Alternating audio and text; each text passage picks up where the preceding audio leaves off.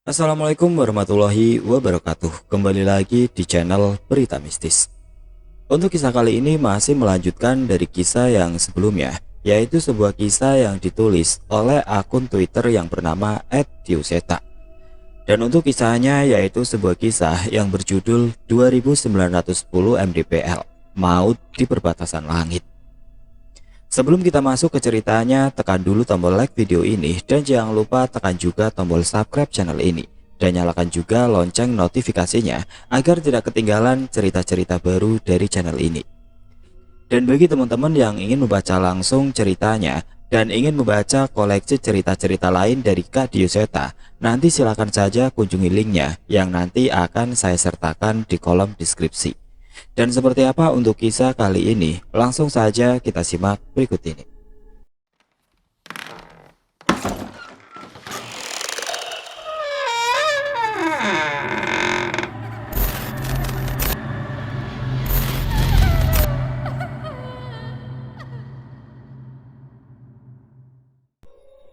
Sebuah desa yang jauh dari kesan modern berada di hadapan kami. Gapura desanya pun terbentuk sederhana dari bambu yang sebenarnya terlihat mulai rapuh. Walau sudah memutuskan untuk masuk ke desa itu, entah mengapa tubuh kami masih merasa ragu untuk melangkah. "Kira-kira ada pendaki lain yang istirahat di sini nggak, Wi?" tanyaku. "Semoga aja ada, Lang. Kalau ketemu kita ikutin terus saja," balasnya. Kami memasuki desa yang terasa sangat sepi. Padahal kami merasa ada warga yang melihat kami dari dalam rumah dan mengintip lewat jendela-jendela. Ada juga warga yang sedang menggarap kebunnya. Kami berniat menghampirinya, namun tidak jadi karena takut mengganggu pekerjaannya. "Di sini agak rame, Lang. Kayaknya balai desanya di sana," ucap Tiwi. Aku menatap ke arah yang ditunjuk Tiwi, dan memang ada beberapa warga yang berkumpul di sana. Tetapi ternyata tidak hanya itu. Ada beberapa tas ransel carrier pendaki yang diletakkan di teras-teras rumah sekitar sana. "Ada pendaki lain, Wi. Ayo cepetan ke sana," ucapku sambil sedikit tersenyum. Benar saja, terdapat beberapa pendaki yang sedang beristirahat di rumah singgah di sana. Terlihat juga ada beberapa warga yang sedang ngobrol dengan mereka. "Permisi, Mas, Pak," ucapku yang berusaha dengan sopan menyapa mereka yang ada di sana.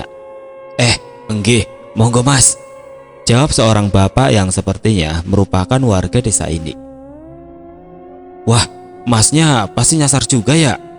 tanya salah satu pendaki yang beristirahat di sana. Iya, Mas, beruntung banget bisa ketemu tempat ini. Nama saya Galang, ini teman saya Tiwi."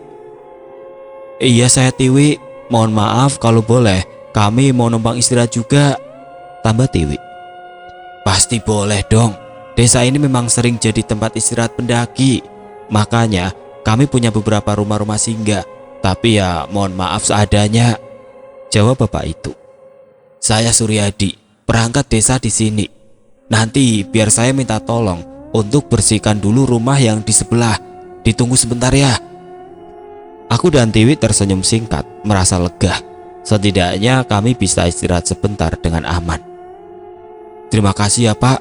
Maaf merepotkan," ucap Tiwi.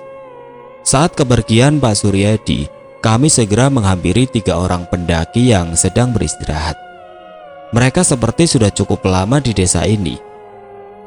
Terlihat dari pakaiannya yang tengah mengenakan kaos dan celana pendek sambil menikmati segelas kopi hitam. "Maaf, Mas, rencananya Masnya mau ke puncak atau ke arah kembali?" tanyaku. "Saya sih masih mau ke puncak, Mas." "Lah Masnya?" balas seorang pendaki yang berambut panjang hingga sebahu. "Sebenarnya tujuan kami juga ke puncak, tapi setelah kejadian sepanjang perjalanan tadi, kami memutuskan untuk mengikuti pendaki lain saja supaya tidak tersesat," jawabku. "Iya, Mas, kita izin barengan ya saat berangkat nanti," tambah Tiwi. "Oh iya, nggak masalah, tapi kami agak santai ya," tambah salah seorang dari mereka. Kami berkenalan dengan ketiga orang itu dan sedikit nimbrung dengan obrolan mereka. "Ini yang gondrong namanya Sugi. Yang tiduran di belakang namanya Ibnu. Kalau saya panggil saja Firman. Kalian cuma berdua? Kami berempat Mas Firman. Ada 2 orang lagi laki-laki, namanya Raka sama Farel. Kami terpisah setelah pos 1 tadi, jelas Tiwi. Iya Mas, mungkin sambil perjalanan muncak nanti, semoga kami bisa ketemu, tambahku. Amin. Kalau nggak ketemu, nanti saya minta tolong teman-teman di base camp untuk ngebantu nyari, balas Mas Firman. Cukup lama kami mengobrol sembari melepas lelah hingga Pak Suryadi datang kembali ke tempat kami. Mas Galang, Mbak Tiwi, rumahnya sudah dirapikan. Sebaiknya kalian menginap di sini dulu saja. Jadi besok bisa berangkat dengan kondisi tubuh yang baik, ucap Pak Suryadi. Iya Mas, istirahat dulu saja. Kita berangkat besok pagi aja. Sebenarnya sih kami agak betah di sini, ucap Mas Sugi sambil menyenggol Mas Firman. Sepertinya dari ekspresi mereka, ada pengalaman menarik di desa ini yang membuat mereka betah. Aku menoleh ke arah Tiwi.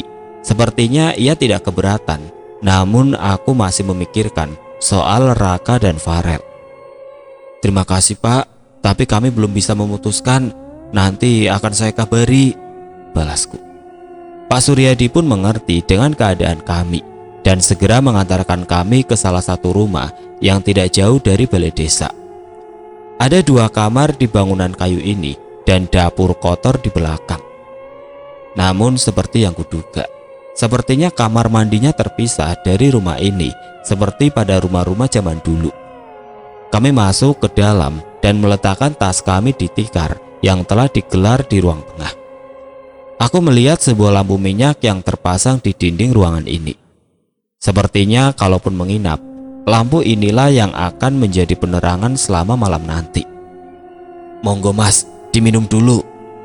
Seorang perempuan yang sedikit lebih muda dariku mengantarkan 2 gelas teh hangat dalam sebuah nampan kayu. Aku memperhatikan wajahnya yang seolah tidak asing. Ini Wulan, nanti kalau butuh apa-apa, panggil Wulan saja ya, rumahnya di sebelah persis, ucap Pak Suryadi. Wulan pun mengangguk dengan anggun. Senyumnya terlihat manis menyambut tanganku yang mengajaknya bersalaman. Galang, izin ngerepotin ya Wulan, ucapku. Iya gak apa-apa Mas, gak usah segan-segan manggil Wulan. Entah mengapa ia seolah terlihat begitu senang dengan kedatangan kami. Saya Tiwi, terima kasih ya Wulan, lanjut Tiwi yang juga memperkenalkan diri. Wulan menyambut tangan Tiwi. Namun sepertinya aku merasa aneh saat melihat ekspresi senyuman Wulan yang berubah sedikit sinis saat melihat Tiwi. Entahlah, mungkin hanya perasaanku saja. Ya sudah, kami tinggal dulu ya, selamat istirahat, ucap Pak Suryadi.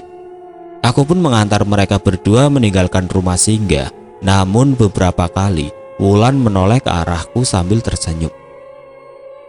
Gak nyangka ada cewek manis juga ya di desa begini, ucapku iseng pada Tiwi yang sedang merapikan barang-barang kami yang berantakan di tas. Terus mau dibawa pulang? Balas Tiwi dengan wajah sedikit tertekuk. Iya kali bisa, siapa tahu jodoh. Kisana, nikmatin LDR Jakarta Merapi, balasnya lagi. Entah mengapa balasannya terdengar suntuk begitu. Hal itu membuatku malah jadi semakin ingin menggodanya. Jadi jutek gitu? Enggak lah, bercanda.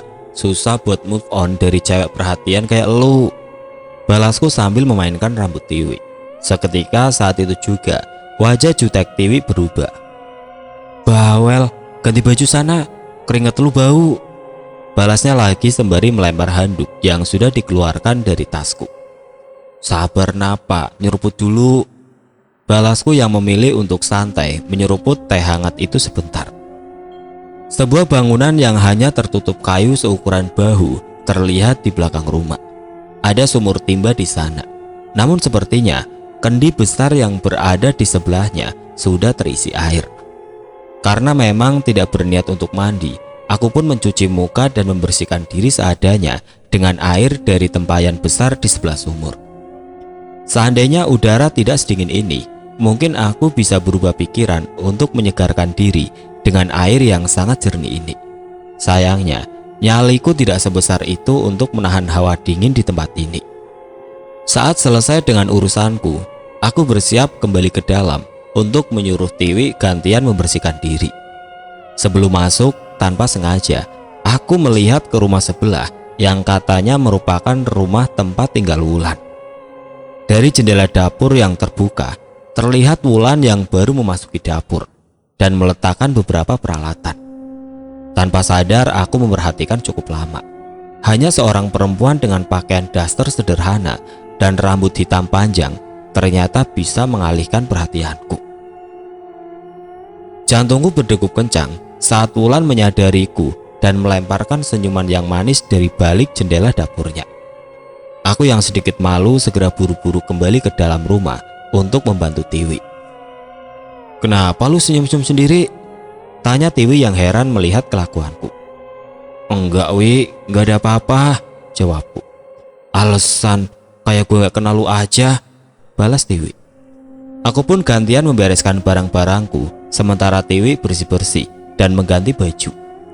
Ia mencoba menggantung baju basahnya di teras belakang, berharap bisa sedikit lebih kering agar lebih ringan untuk dibawa.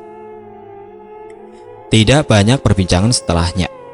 Sepertinya aku tertidur di ruang tengah bersandarkan tas karirku yang sebagian isinya sedang aku keluarkan. Tiwi yang juga sudah kelelahan sepertinya juga ikut tertidur. Sayup-sayup terdengar suara gamelan membangunkan tidurku. Kali ini tidak seperti tadi. Suaranya terdengar dekat, seolah berada di sekitarku. Aku mencoba membuka pintu dan mencari asal suara itu. Beberapa warga terlihat melihat pendopo balai desa dari jauh menyaksikan sekelompok pemain gamelan yang sepertinya bersiap untuk pertunjukan. Tak jauh dari tempatku, Mas Sugi juga berdiri menonton dari jauh. "Mau ada acara, Mas?" tanyaku. "Kayaknya iya, jarang-jarang nih bisa nonton begini," balasnya. Benar apa kata Mas Sugi, pertunjukan ini pasti menarik. Sayangnya, aku masih khawatir dengan keadaan Raka dan Farel. Berhubung langit masih terang, mungkin sekarang waktu yang tepat untuk mencari mereka. "Tiwi, bangun!" Aku sedikit menggoyangkan tubuh Tiwi sambil melihat muka tidurnya yang sangat lucu. "Kalau mau berangkat, sekarang aja, mumpung masih terang," ucapku. Tiwi yang terbangun berusaha mencerna omonganku sambil mengucek-ucek matanya. Ia berusaha melihat jamnya, namun ia mencopotnya dan menaruhnya ke dalam tas. "Iya, sekarang aja yuk, ayo siap-siap," balas Tiwi. Kami mencuci muka dan mulai siap-siap memasukkan kembali barang-barang ke dalam tas. "Bawa kertas sama pulpen kan? Nanti kita minta digambarin petunjuk arahnya aja," ucapku. Tiwi hanya mengangguk. Sepertinya tidurnya masih belum cukup. Suara ketukan pintu terdengar dari luar. Aku segera berdiri dan membukakannya. Rupanya Pak Suryadi datang dengan membawakan singkong goreng untuk kami. "Loh, pada siap-siap, mau kemana?" tanya Pak Suryadi. "Kita mau lanjut Pak, mumpung masih terang. Teman-teman kami masih belum ketemu," balasku. "Sudah, menginap saja dulu, nanti malam ada acara loh," bujuk Pak Suryadi. "Mohon maaf Pak, kita terima kasih sekali, tapi kami benar-benar khawatir dengan kedua teman kami," tambah Tiwi. "Ya, tapi setidaknya kalian tidak meninggalkan desa ini malam-malam, bahaya," ucap Pak Suryadi yang masih terus berusaha menahan kami. "Malam? Ini kan masih siang Pak," tanyaku heran. "Siang dari mana? Lihat saja sendiri," ucap Pak Suryadi yang memindahkan tubuhnya dari pintu. Benar, sungguh aneh. Perasaan baru beberapa menit tadi aku keluar, langit masih cerah seperti masih siang. Bagaimana bisa sekarang tiba-tiba sudah malam? Aku bertatapan dengan Tiwi, tapi kami sepertinya belum siap mengambil kesimpulan apa-apa. Namun bila langit sudah gelap, terlalu beresiko untuk kami melanjutkan perjalanan. "Baik Pak, kami istirahat di sini dulu saja. Terima kasih ya Pak," ucap Tiwi yang dibalas dengan senyum senang Pak Suryadi. "Nah gitu, nanti ikut nonton panggung di depan ya, pasti rame," ucap Pak Suryadi. Kami mengangguk dan mengantar Pak Suryadi keluar. Serius Wi, tadi masih siang, makanya gue bangunin, ucapku pada Tiwi. Iya, gue juga ngerasa aneh. Ya udahlah, gak usah dipusingin, balas Tiwi yang sepertinya masih sedikit mengantuk. Suara gamelan mulai mengalun lebih keras, menandakan pertunjukan akan segera dimulai. Nonton yuk, ajakku pada Tiwi. Duluan aja, ntar gua nyusul, mau cuci muka dulu, balas Tiwi. Jangan molor lagi. Iya, tenang aja, gue juga mau nonton kok. Aku pun keluar lebih dulu menuju pendopo balai desa yang sudah cukup ramai dipenuhi warga desa. Terlihat Mas Firman dan teman-temannya sudah mengambil posisi terbaik di tempat depan panggung. Sebuah pemintasan kampung sederhana dipentaskan oleh pemain gamelan yang sepertinya berasal dari warga desa. Suara sinden yang merdu melantunkan tembang yang benar-benar merubah suasana malam ini menjadi semakin nyaman. Tidak pernah kusangka aku bisa menikmati pertunjukan seperti ini.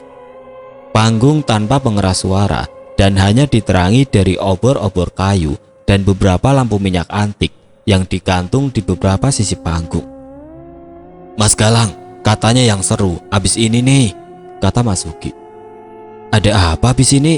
Tanyaku penasaran. Tunggu saja, makin sabar, makin seru, jawabnya. Suara gamelan berhenti.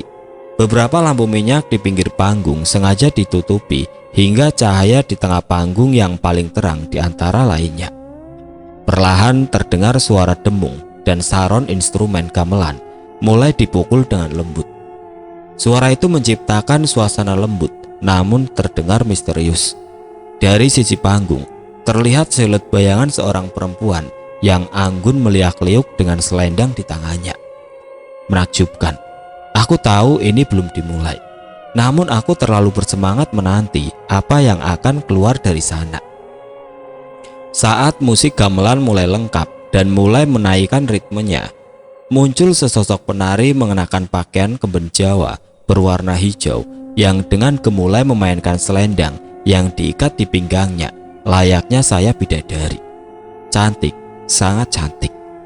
Pakaian yang ia kenakan menunjukkan keindahan lekuk pinggangnya dan warna kulit bahunya yang indah. Setiap gerakannya membuat jantungku terus berdebar. Aku memperhatikan wajah cantiknya dan tidak pernah berhenti terkesima. Hingga akhirnya penari itu menoleh ke arahku. Tidak seperti sebelumnya, kini ia tersenyum. Dan itu menambah kecantikannya berlipat-lipat. Jelas, aku kenal senyuman itu. Penari itu adalah Wulan. Aku tidak pernah menyangka ia akan terlihat secantik bidadari. Jantungku berdegup kencang. Perasaan panas dingin muncul setiap ia menatapku dan meliukan tubuhnya seolah tarian itu ditunjukkan untukku. Seneng ya lihat gituan. Tiba-tiba tangan Tiwi muncul meraup wajahku yang tengah mengagumi tarian Wulan. Seneng Lawi, seni ini namanya, ucapku memberi alasan. Sepertinya Tiwi juga senang melihat acara ini. Ia juga terkesima melihat gerak tari Wulan yang membuat seluruh warga terpana.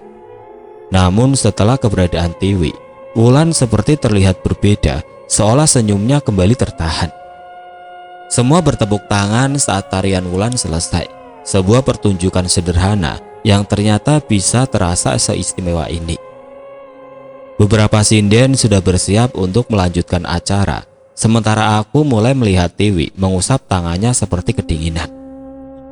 Jaket lu di mana? Tanyaku. Di rumah masih basah, jawabnya. Spontan aku melepas jaketku dan menyerahkannya pada Tiwi. Nih, pakai dulu, gua ambilin sekalian ke kamar mandi, ucapku. Aku berdiri meninggalkan Tiwi dan berjalan menuju rumah. Dengan membawa lampu minyak di ruang tengah untuk mencari jaket Tiwi yang sepertinya masih tergantung di belakang. Terlihat jaket abu-abu milik Tiwi tergantung. Aku mengecek sisi dalamnya, sudah kering, sepertinya bisa digunakan oleh Tiwi. Mas Galang, terdengar suara perempuan memanggilku dari tempat yang tidak begitu jauh. Aku menoleh ke arah rumah di sampingku dan benar dugaanku, itu adalah suara Wulan. Wulan, kok kamu ada di sini? Tanyaku. Bukan kedatangannya saja yang membuatku kaget, Namun, Wulan menemuiku masih dengan pakaian lengkap saat ia menari tadi dengan riasan yang sama sekali belum berubah. Rumah Wulan kan di sebelah. Pas mau pulang, malah ngeliat Mas Galang di sini. Jawabnya dengan senyum yang lucu. Iya sih, tapi kok masih pakai pakaian pentas tadi? Tanyaku yang mulai salah tingkah melihat kecantikan yang hanya dapat kulihat di panggung tadi kini ada di depan mataku. Emang kenapa Mas Galang? Kirain Wulan cantik kalau pakai baju begini. Tanyanya sambil memutar-mutar tubuhnya hingga selendang dan beberapa bagian tubuhnya berterbangan dan terlihat mengesankan. Cantik Wulan, cantik banget kok. Mas aja sampai gak rela kedip. Jawabku yang memang tidak bisa berbohong melihat kecantikan Wulan. Yang bener Mas. Wulan semakin mendekat ke arahku. Semakin dekat dengan memamerkan ornamen-ornamen bajunya yang berkilau indah. Namun menurutku, itu tetap tidak seindah kulit putih bahunya yang terlihat semakin indah dengan jarak sedekat ini. Mas Galang suka lihat Wulan begini? Tanyanya dengan tatapan yang menggoda, dengan wajah yang menatap, menengadah ke wajahku yang sedikit lebih tinggi darinya. Jantungku semakin berdegup dengan kencang. Tubuh Wulan sekarang sedekat rangkulan tanganku. Ingin rasanya aku memeluk dirinya yang cantik bak bidadari. Apalagi wangi tubuh Wulan benar-benar membuatku nyaman. Muka Mas Galang merah, ucap Wulan. Aku sedikit malu karena tidak bisa menahan kekagumanku. Iya Wulan, udah gak usah ngeledekin. Ini aja gak bisa berhenti deg-degan, jawabku jujur. Masa sih? Coba Wulan dengerin. Tanpa ancang-ancang tiba-tiba Wulan menempelkan telinganya ke dadaku. Sosok wanita cantik yang sedari tadi membuatku kagum kini berada di dadaku. Tanpa sadar kedua tanganku memeluk tubuhnya.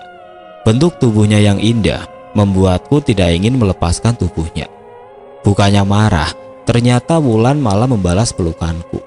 Tangannya yang indah kini melingkar di pinggangku. Beberapa saat aku menikmati kenyamanan itu tanpa bereaksi sedikit pun. Mas Galang mau sama Wulan. Tiba-tiba Wulan mengatakan kalimat itu dengan wajah yang malu-malu. Suaranya benar-benar membuatku tidak bisa berpikir panjang. Kedua tangan Wulan menyentuh pipiku hingga tatapan mata kami saling berpandangan. Matanya yang jernih dengan bibir kecilnya yang merah kini hanya berada satu jengkal dari wajahku. Namun saat itu, aku mulai merasakan sesuatu yang aneh berada di dekatku. Sesuatu seperti menatapku dari suatu tempat. Kenapa Mas Galang? Tanya Wulan yang heran dengan ekspresiku. Aku tidak menjawab dan terus menoleh ke arah sekitar hingga akhirnya di satu sisi jauh di belakang Wulan terlihat sosok yang kukenal. Tas oranye dengan jaket coklat muda. Si pendaki tanpa kepala. Entah mengapa ia ada di sana, seolah ia ingin menyampaikan sesuatu. Mas Galang, kenapa? Tanya Wulan sambil menoleh ke arah sekitar juga. Enggak apa-apa, jawabku. Setelah melihat sosok pendaki itu, tiba-tiba aku teringat sosok yang kulihat di mimpiku sebelum berangkat. Aku juga teringat sosok penari yang diikuti oleh berbagai jenis setan. Aku melihat Wulan. Entah mengapa aku merasa ada kemiripan di wajah mereka. Apa ini yang membuatku merasa tidak asing dengan wajah Wulan? Galang, di mana lu? Suara Tiwi terdengar dari dalam rumah. Wajah Wulan terlihat cemberut, namun sepertinya ia ingin menyembunyikannya dari hadapanku. Kita lanjut nanti lagi ya Mas Galang, ucap Wulan yang segera buru-buru meninggalkanku dan masuk ke dalam rumahnya. Sepeninggal Wulan, samar-samar aku melihat si pendaki tanpa kepala berjalan ke salah satu arah di sudut desa. Ngapain Wulan? Tanya Tiwi. Aku cukup bingung menjawab pertanyaan Tiwi. Tidak mungkin aku menjawab sesuai kejadian tadi. Tiwi pasti akan memarahiku habis-habisan bila mengetahui hal tadi. Pendaki tadi muncul lagi, Wi. Dia jalan ke arah sana, ucapku sambil menunjuk ke salah satu arah perbatasan desa dan hutan. Sama, aku juga diliatin. Kayaknya dia mau memberitahu sesuatu. Belum sempat berpikir panjang, dari belakang rumah singgah yang ditempati Mas Firman dan kawan-kawannya tiba-tiba mulai ramai. Lampu rumahnya menyala dan terlihat sedang buru-buru. Kami pun menghampiri ke sana dan menanyakan apa yang terjadi. Mas Firman, ada apa? Kok buru-buru? Tanyaku. Mas Firman segera memegang bahuku dan menatapku dengan wajah pucat.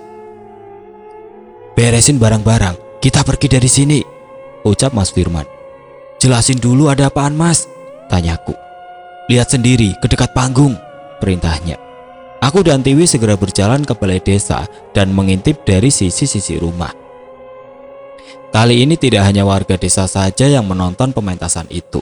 Saat ini di berbagai sudut desa sudah berkumpul sosok menyerupai pocong menyaksikan pementasan dari atap rumah. Siluman ular berbadan manusia yang melilit di tiang-tiang rumah, hingga makhluk seperti manusia kurus yang bergerombol di dekat panggung dengan merayap. Itu apa? Tanyaku pada Mas Firman. Mana kami tahu, pementasan ini sepertinya memang untuk memanggil mereka, ucap Mas Firman. Lang, gua pernah dengar tentang desa gaib di Merapi. Jangan-jangan. Wajah Tiwi mulai terlihat pucat. Sudah, jangan mikir aneh-aneh lagi, potongku. Tanpa bertanya lebih banyak, aku dan Tiwi segera berlari ke rumah dan membereskan tas kami. Aku berpikir, apabila desa ini benar desa gaib, apakah Wulan juga salah satu dari mereka? Dari halaman belakang rumah singgah, kami diam-diam meninggalkan desa yang sebagian penduduknya sedang fokus menyaksikan pementasan yang berubah mengerikan itu. Kita ke arah mana? Tanya Ibnu pada teman-temannya. Gak tahu, gak mungkin juga balik ke hutan tadi, jawab Mas Suki. Melihat mereka semakin bingung, aku mengingat arah pendaki tanpa kepala tadi pergi dan segera memeriksa ke tempat itu. Benar, ada jalan di sana. Aku pun menceritakan secara singkat kejadian saat kami bisa lolos dari hutan itu dan kemunculan pendaki tanpa kepala itu lagi barusan. Mungkin saja ia mencoba memberi petunjuk untuk kami agar selamat dari tempat ini. Tanpa berpikir panjang, kami mengikuti jalan setapak di hadapan kami dan meninggalkan desa itu dan masuk lagi ke jalur yang kami tidak ketahui di mana ujungnya. Mas Galang! Terdengar suara Wulan dari jauh di belakang kami. Aku menghentikan langkahku dan menoleh ke belakang. Kali ini wajahnya terlihat sedih.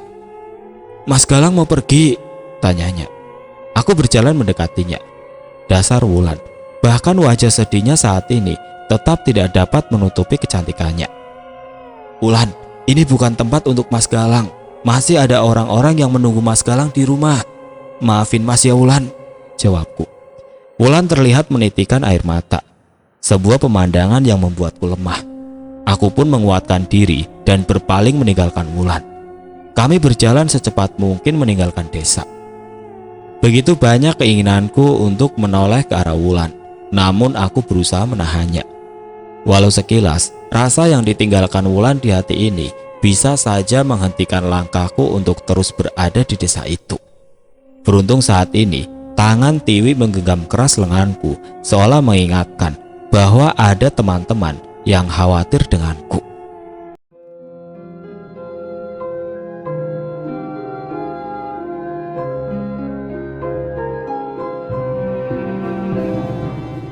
Oke teman-teman, sampai di sini dulu ceritanya. Nantikan kelanjutan kisah ini di video berikutnya.